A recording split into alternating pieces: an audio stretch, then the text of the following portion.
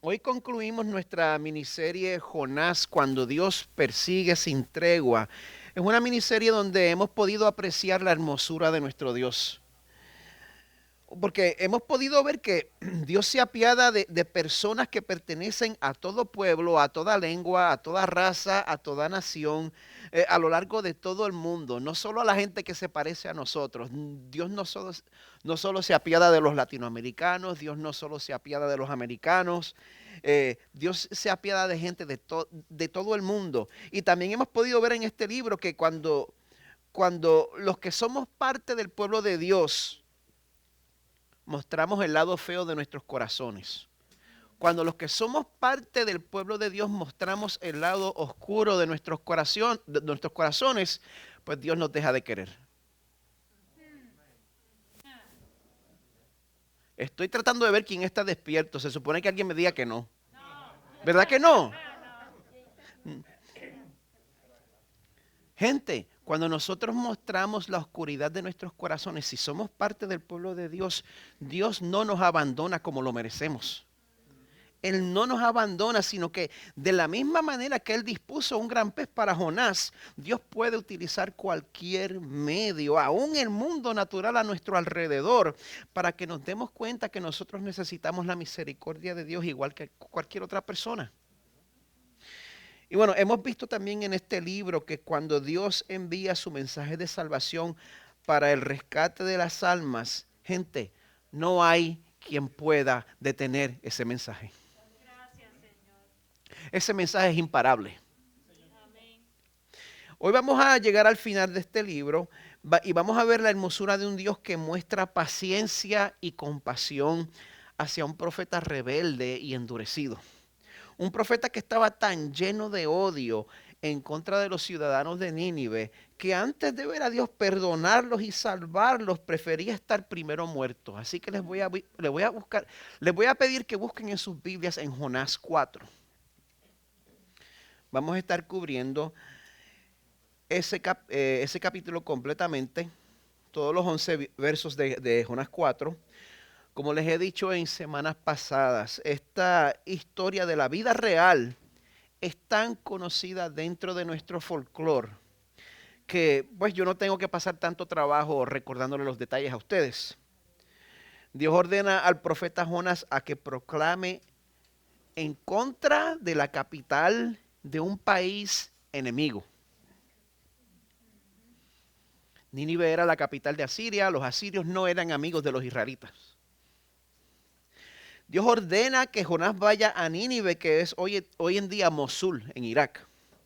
Nínive pues la capital de Asiria, y Jonás, siendo un profeta muy nacionalista y muy patriótico, él rehúsa seguir las instrucciones de Dios y sale huyendo en la dirección opuesta hacia Tarsis.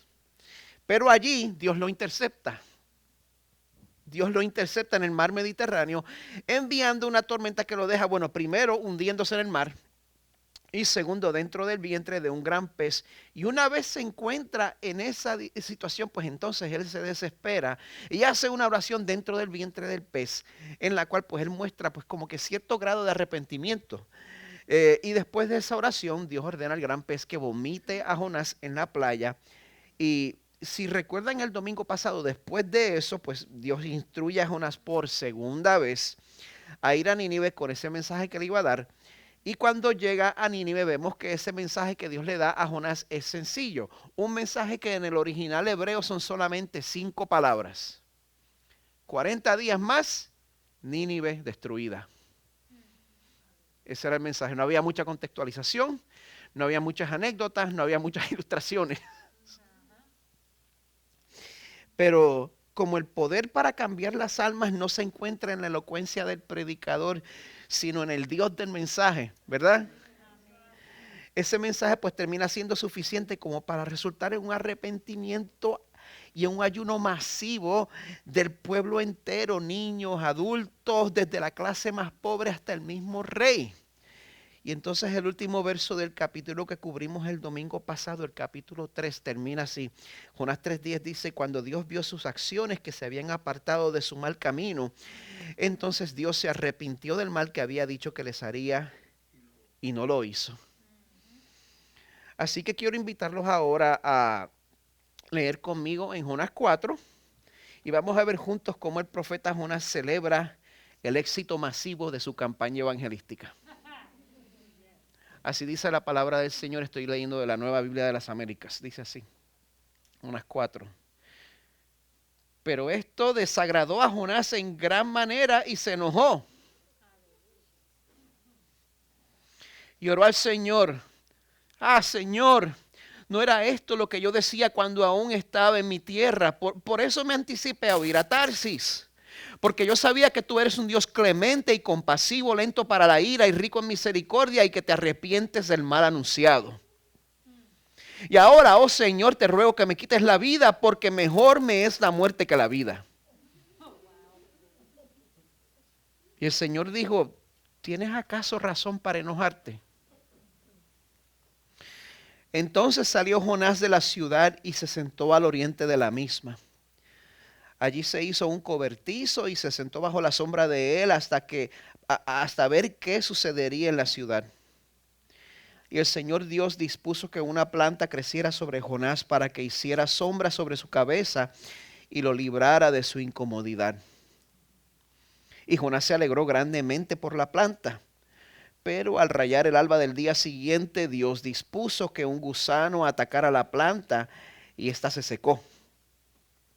Y sucedió que al salir el sol, Dios dispuso un sofocante viento del este, y el sol hirió la cabeza de Jonás, así que él desfallecía y con toda su alma deseaba morir, y decía, mejor me es la muerte que la vida. Entonces Dios le preguntó a Jonás, ¿tienes acaso razón para enojarte por causa de la planta? Tengo mucha razón para enojarme hasta la muerte, le respondió. Entonces el Señor le dijo, tú te apiadaste de la planta por la que no trabajaste ni hiciste crecer, que nació en una noche y en una noche pereció. Y no he de apiadarme yo de Nínive, la gran ciudad en la que hay más de 120,000 personas que no saben distinguir entre su derecha y su izquierda, y también muchos animales. Y así termina el libro de Jonás. Palabra inerrante de nuestro Señor. Y te pido, Señor, que cada capítulo de esta serie haya tenido su efecto individual en cada uno de nuestros corazones. Y que la serie entera también tenga un efecto acumulativo en nosotros. Te pido, Señor, que los que no hayan podido estar aquí en persona, que hayan oído los sermones en línea y que aún de esa manera, Señor, tú hayas obrado en sus corazones. Sabemos, Padre, que el poder para salvar está en tu espíritu a través de tu palabra. Pedimos, Señor, que el resultado sea corazones llenos de fe y corazones llenos de adoración a un Dios que nos ama sin rendirse. Pedimos esto en el nombre de Jesús. Amén. Hay diferentes opiniones en cuanto a la cantidad de tiempo que se supone que dure un noviazgo. Pero sea cual sea su opinión, lo que sí es cierto es que el noviazgo tiene un valor.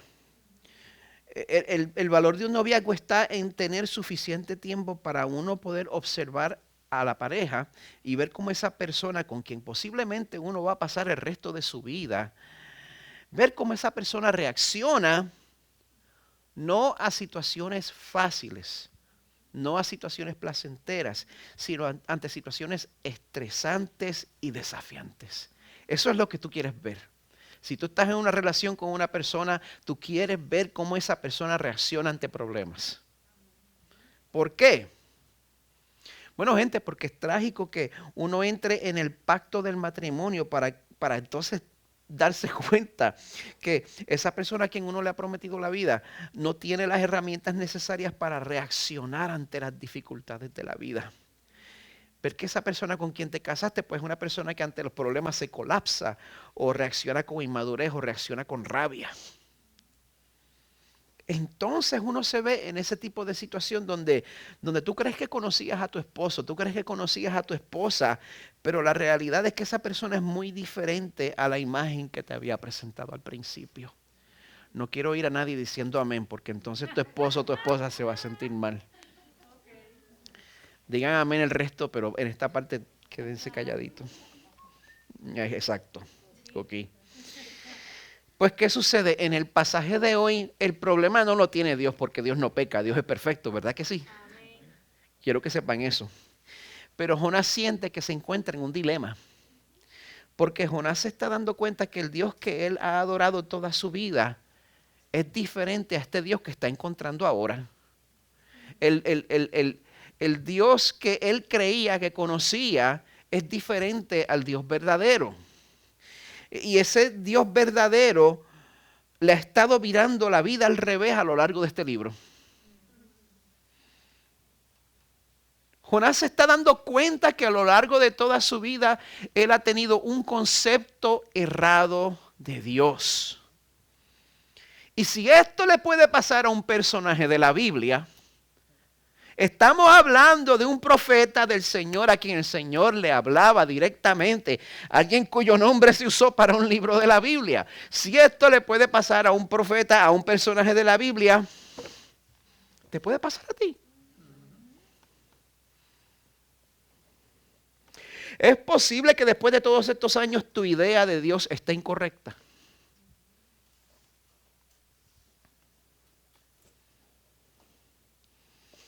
Te pregunto, ¿cuán bien conoces al Dios que adoras?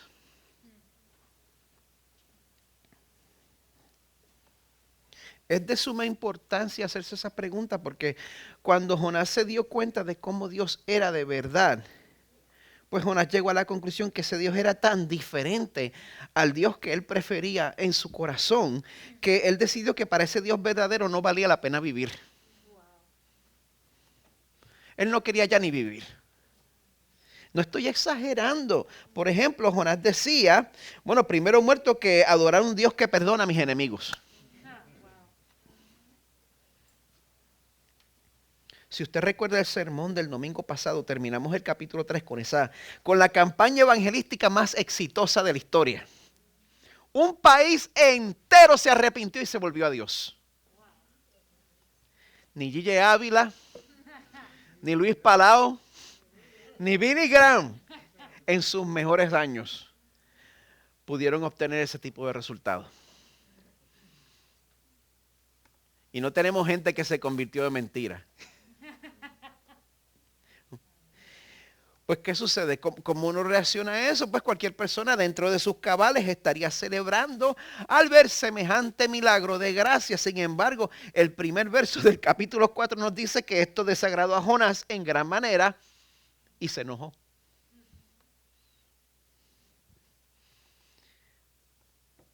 Qué lástima, qué pena. A Jonás le iba tan bien.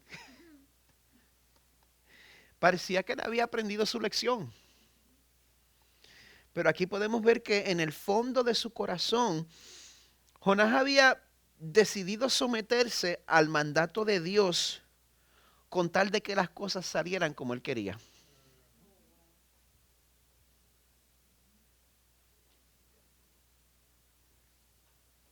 Con tal de que sus enemigos, los asirios, fueran destruidos al final. Sí, yo sé que Dios tiene misericordia de los pecadores, pero bueno, cuando Dios dice que ama al mundo, yo creía que lo estaba diciendo como una hipérbole, exagerando para lograr un efecto usando un recurso literario. ¿Cómo va a ser que los asirios estén incluidos en ese grupo? Dios, ¿tú has visto cómo es esa gente? Tú me perdonas, Señor, pero aquí te pasaste de la raya. Esa es la actitud en general que Jonás tiene cuando decide llamar a Dios a capítulo. Y le dice en el verso 2, y oró al Señor, Señor. Lo único es que no le dijo Señor. En el original hebreo, este profeta de Dios que conoce la etiqueta con la cual se debe tratar el nombre propio de Dios, en su ira llama a Dios por su nombre propio y lo llama capítulo. Le dice, ¡ay Jehová! No era esto lo que yo decía cuando aún estaba en mi tierra. Por eso me anticipé a huir a Tarsis.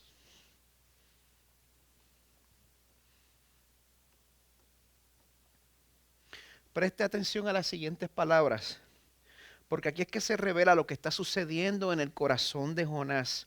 Él se queja en contra de Dios y lo acusa. Le dice, yo sabía que tú eres un Dios clemente y compasivo, lento para la ira y rico en misericordia y que te arrepientes del mal anunciado.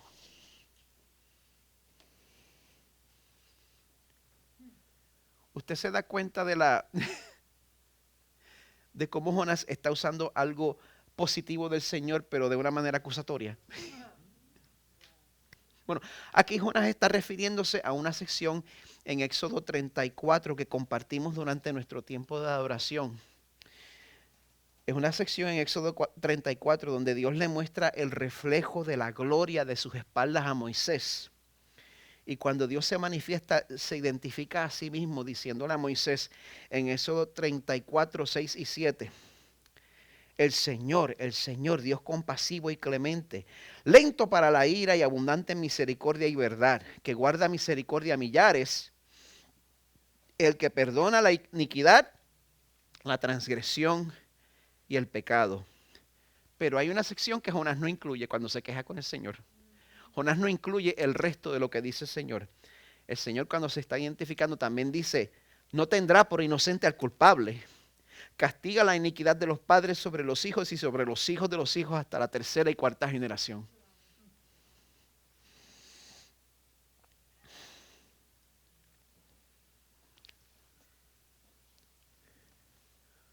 Jonás no tenía ningún problema aceptando la misericordia de Dios mientras estaba en el vientre del pez y mientras era dirigida hacia él. Pero ahora súbitamente él ve la misericordia de Dios como algo malo y por eso él toma una sección de las escrituras que le conviene, la sección que concuerda con su narrativa, entonces omite la que no le conviene para entonces pintar una caricatura simplista de un Dios blandengue que ama a todo el mundo pero no castiga el mal. Para que entonces él pudiera sentirse superior. Jonás utiliza las escrituras selectivamente para justificar su ira en contra de Dios. Y los que tenemos una crianza religiosa, aprendemos a reaccionar de esa misma manera. Póngase para su número. Y nosotros reaccionamos de esa misma manera cuando queremos defender algo. Cuando queremos defender algo que está en peligro. Pero antes de decirle lo que es, Omar, yo sé que lo quieres decir, no lo digas. Antes de decirles lo que es, en el verso 3 Jonás nos deja ver cuánto valía para él eso que está defendiendo. Cuando le dice a Dios, ahora Señor, yo te ruego que me quites la vida, porque mejor me es la muerte que la vida. Cuando nosotros tomamos esa actitud, cuando nosotros decimos, Señor, si yo no puedo tener X o Y, yo prefiero morirme. Si hay algo en nuestras vidas cuya ausencia nos haría sentir que no vale la pena vivir. Si existe algo que al nosotros ver eso amenazado, sentimos que tenemos permiso para rebelarnos en contra de Dios, ¿en qué se ha convertido eso en nuestras vidas? En un ídolo. En un ídolo. Y por más que nosotros digamos que adoramos a Dios, si existe alguna otra cosa por la cual nos daríamos permiso para desobedecer a Dios, entonces esa cosa se ha convertido en el Dios verdadero de nuestros corazones. No importa lo que tú digas de la boca para afuera. Y yo quiero que usted se dé cuenta del problema que esto constituye para todos nosotros, porque el reformador Juan Calvino dijo famosa y acertadamente que el corazón del hombre es una fábrica de ídolos. Nosotros creamos ídolos así. Nosotros tomamos todo tipo de cosas buenas, el estatus, las relaciones, el placer, la carrera, el ministerio, la familia, etcétera. Y en vez de arrodillarnos al frente de una estatua de palo de yeso, pues convertimos esas cosas en nuestros ídolos de hoy en día. El problema es que Dios establece en Éxodo 20, no tendrás dioses ajenos delante de mí. Ese mandamiento es para nosotros también. Es para el protestante, es para el reformado. Y entonces encima de eso, el problema más grande es que nuestro Dios es un Dios que está comprometido con guiarnos por sendas de justicia, por amor de su nombre. No nos va a dejar como estamos y por esa razón nos persigue sin tregua. Y en su misericordia, de la misma manera que dispone de un gran pez para que se encargue de Jonás, permite que sucedan estas situaciones donde nuestros corazones quedan completamente expuestos y nos damos cuenta de que estamos defendiendo un ídolo de la manera en que Jonás lo estaba haciendo. ¿Qué ídolo estás defendiendo? Te voy a dar un 30 segundos.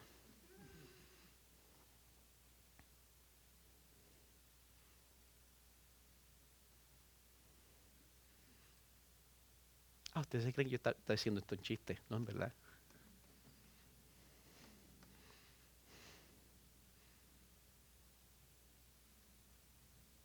Yo no estoy seguro en cuanto a Jonás. A nosotros no nos queda más remedio que especular en cuanto a cuál sería el ídolo en específico que Jonás estaba protegiendo. No sé, sería que siendo él un supremacista judío, le convenía la destrucción de Asiria. Me hace sentido. Y ahora la salvación de este pueblo pues estaba arruinando sus esperanzas de un Israel seguro. Una preocupación 100% legítima. O sería que, no sé, después de él ser un judío fiel y apegado a la ley de Moisés, cree que no es justo que los asirios reciban el mismo perdón, pues así de fácil. Y que eso significara que él en el fondo de su corazón, con toda su devoción y toda su fidelidad y toda su rectitud judía, no era tan diferente a los ninivitas después de todo. Una vez más, a nosotros no nos queda más remedio que especular. Pero en cuanto a tu propio corazón no tienes que especular tanto. Solo pídele a Dios que te ayude, pídele a Dios que te muestre cuál es ese ídolo que tú estás protegiendo. Porque Él te conoce a ti más de lo que tú te conoces a ti mismo. Él te conoce a ti más de lo que te conoces a ti misma. Y de la misma manera en que Él también conocía las profundidades del corazón de Jonás. Y bueno, y a pesar de la actitud irrespetuosa con la cual Jonás se está dirigiendo a Dios, el Dios del Antiguo Testamento, que tan mal hablamos de Él, le responde a Jonás con sutileza y mansedumbre, con una pregunta que lo invita a reflexionar. Porque cuando mis niños eran chiquitos, si me hablaban medio raspado, mi respuesta probablemente no era así. Pero el Señor le dice a Jonás, ¿tienes acaso razón para enojarte? En el verso 4. Qué bueno que el Señor no trata con nosotros de la manera como nosotros tratamos entre. Gracias, Señor, por tu misericordia. Gracias, Señor, por la mansedumbre con la cual tratas conmigo, porque yo puedo decir que muchas veces el plan de Dios para mi vida ha sido radicalmente diferente a mi propio plan. Y cuántas veces cuando respondo a esas situaciones con un corazón lleno de ira, Dios me recuerda con la misma mansedumbre que si mi destino final es con Él por la eternidad, en verdad yo no tengo razón para enojarme. Ustedes no me oyeron.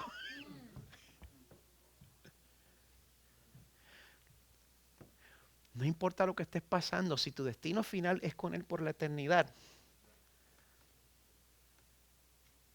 en verdad no hay razón para enojarse. Lo que pasa es que a nosotros se nos rompe la computadora cuando tenemos que aceptar que la misericordia de Dios es suficientemente grande como para perdonar y salvar inclusive a las personas que me han hecho daño, a las personas que te han hecho daño. Dios los puede salvar. A esa persona que tú te imaginas, ¿cómo va a ser que esa persona Dios lo salve? A esa persona Dios la puede salvar. Es prerrogativa de Dios. Pero Jonás decía, primero muerto que adorar a un Dios que perdona a mis enemigos, y también primero muerto que adorar a un Dios soberano sobre mi sufrimiento. El verso 5 dice, entonces salió Jonás de la ciudad y se sentó al oriente de la misma. Allí se hizo un cobertizo y se sentó bajo la sombra de él hasta ver qué sucedería en la ciudad.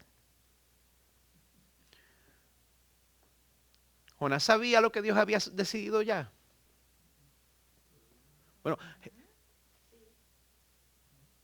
Bueno, él estaba enojado porque sabía que Dios le estaba mostrando misericordia.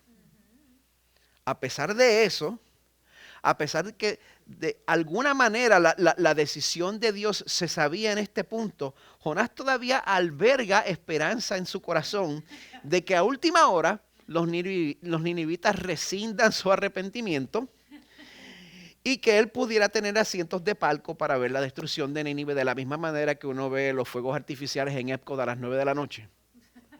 Pues, la intención de Dios era utilizar su soberanía sobre la creación para que Jonás aprendiera una lección.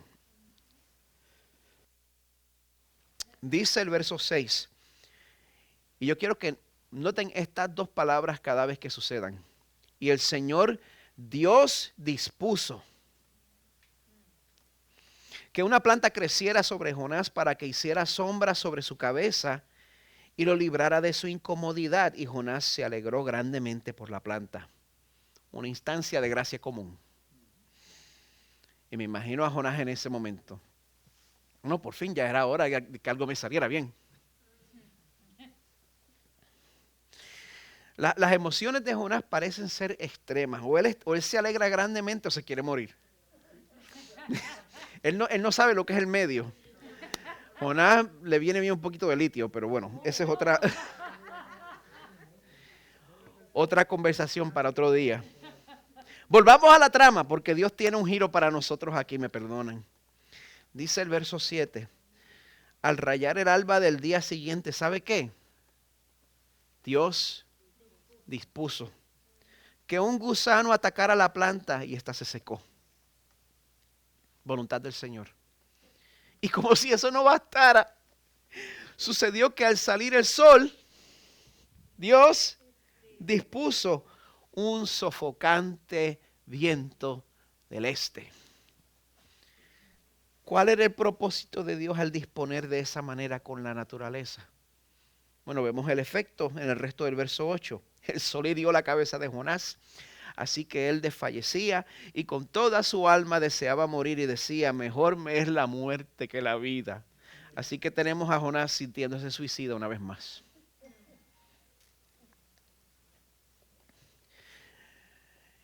Me puedo imaginar a Jonás acusando a Dios de ser demasiado severo con él.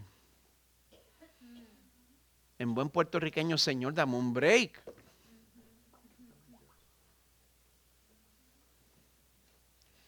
Me estás tratando peor de lo que estás tratando a los paganos en Nínive. Jonás como que espera que se nos olvide que él mismo se metió en esa situación. Jonás como que se espera que nos olvidemos que nadie lo mandó a él a acampar allí. Después que Dios declaró su perdón sobre Nínive, nadie lo mandó a plantarse en las afueras de la ciudad para ver si Dios los destruía. Nadie. En el momento en que la planta se secó y el sol comenzó a calentar, Jonás tenía tiempo para volver en sí y decir, bueno, ¿qué yo hago aquí? ¿Qué yo hago aquí? Si ya Dios dijo que Dios los perdonó, ¿qué hago aquí yo enojado con el mundo? Enojado con la vida, enojado con Dios. Mi esposa me está esperando en casa con un plato de shakshuka, qué sé yo. Pero no, Jonás insistió en ser espectador de una destrucción que nunca iba a llegar. Y él insistía en estar ahí, aunque le diera insolación y se le reventara la cabeza. ¿Sabe por qué? Porque es más fácil echarle la culpa a Dios. Si estás metido o estás metida en un hoyo que tú cavaste por ti mismo, por ti misma. Si estás en una situación que tú mismo o tú misma has creado y el Señor te está dando una oportunidad para que te des cuenta, abre tus ojos. Aprovecha la gracia del Señor. Humíllate, pide perdón, restituye. Pide perdón a tiempo. Tu voluntad no va a ser más fuerte que la de Dios. No vas a ganar. Porque Dios no va a cambiar por mí, no va a cambiar por ti. Él no se va a conformar a nuestras expectativas y aunque nos dé trabajo aceptarlo, Él es un Dios que perdona a nuestros enemigos. Aunque nos dé trabajo aceptarlo, la Biblia nos deja saber que Él es un Dios que es soberano sobre nuestro sufrimiento. Pero Él también es un Dios que ama al pecador. Y esta es la gran lección que Dios quería que aprendieras una vez. Verso 9. Entonces Dios le preguntó a Jonás, ¿tienes acaso razón para enojarte por causa de la planta? Tengo mucha razón para enojarme hasta la muerte, le respondió. Entonces el Señor le dijo, tú te apiadaste de la planta para la que no trabajaste ni hiciste crecer, que nació en una noche y en una noche pereció. Jonás, tú no estuviste envuelto ni en el comité encargado de decidir la germinación, la vida y la marchitez de esa planta. Marchitez. Ya, rayo. Vamos a tener que buscar eso. La- el ciclo de vida de la planta. Pedro, no lo edites, que se quede en mi, que se quede en YouTube para que yo crezca en humildad. Jonás, tú no estuviste envuelto en el comité encargado de decidir el ciclo de vida de esa planta. Porque no existe, ese comité es Dios. Él decidió cada detalle de todo, de todo ser viviente desde la eternidad pasada. Pero aquí Jonás se está pintando como el mayor activista en favor de la vida vegetal. Pero esa compasión no es la compasión que viene del corazón del Creador. Esa es la compasión que viene del corazón de alguien que se beneficiaba de la vida de la planta. Es bien diferente. Amada iglesia, muchas veces nuestra pasión y nuestra compasión y nuestro fervor religioso pues tiene motivaciones egoístas. Cuando la persona que cae en pecado, pues alguien que me cae mal, pues no le muestro ninguna compasión. Esa persona necesita ser humillada para que aprenda a respetar. Pero cuando la persona que cae en pecado es un querendón, cuando es un hijo, un nieto, un sobrino, alguien que yo admiro, pues la actitud es diferente, es un alma de salvación, como dice papá. Lo tratamos de esa manera de momento. De momento queremos su restauración. Pero nosotros podemos engañar a la gente, pero a Dios no lo engañamos. Él conoce el corazón. Dios puede ver eso clarito y no lo podemos engañar. Lo bueno es que el plan de salvación de Dios es completamente independiente de nuestra influencia o de nuestra preferencia.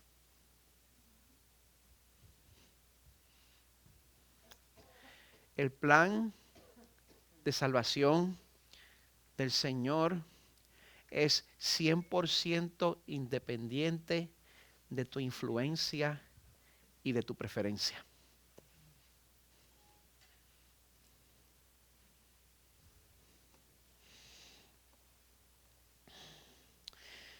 Y por esa razón Dios confronta a Jonás en cuanto a cómo sus prioridades están completamente al revés. Verso 11. ¿No he de apiadarme yo de Nínive, la gran ciudad en la que hay más de 120,000 personas que no saben distinguir entre su derecha y su izquierda? No estoy seguro si se refiere a toda la población o si está diciendo que hay 120,000 niños porque no saben distinguir, no estoy seguro. Se puede interpretar de ambas maneras. Y también muchos animales. El Señor se apiada también del ganado.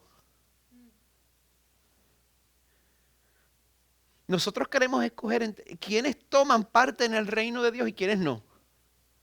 Y basamos la elección en razones egoístas. Pero Dios salva, como dice Juan 3, 16, 17, porque de tal manera amó Dios al mundo, que dio a su Hijo unigénito para que todo aquel que cree en Él no se pierda, sino que tenga vida eterna, porque Dios no envió su Hijo al mundo para juzgar al mundo, sino para que el mundo sea salvo por Él.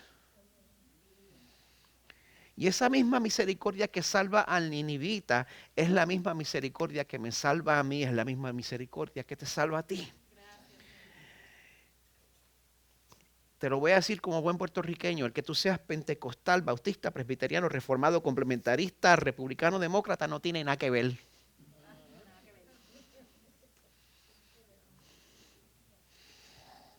Apreciaría un amén por lo menos. Gracias.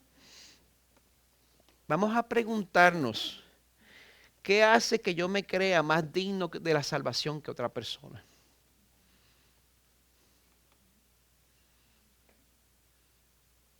Eso es orgullo espiritual. Y el Señor no lo va a tolerar. Es bueno que nosotros deseemos crecer en santidad. No me malentiendan. Lo que no es correcto es que nosotros impongamos una cultura homogénea, externa, y llamemos a eso santidad. Eso es diferente.